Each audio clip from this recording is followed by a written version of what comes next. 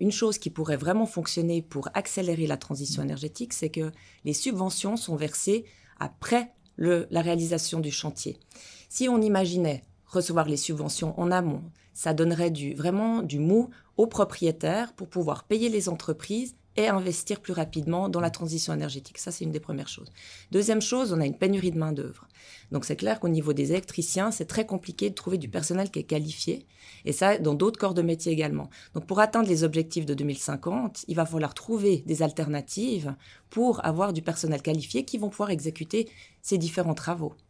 La réglementation, qui est le premier point que vous évoquiez, vous voulez dire que vous la trouvez trop compliquée, elle freine en fait, on est tout de suite confronté à une somme de documents à remplir et finalement ça décourage, c'est ça?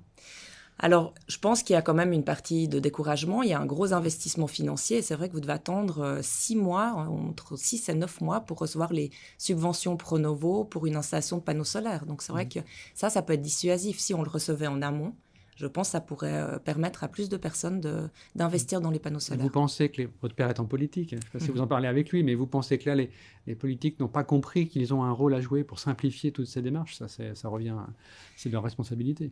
Je pense que c'est leur responsabilité. J'imagine qu'ils ont peut-être d'autres priorités que celle d'alléger les réglementations de la construction.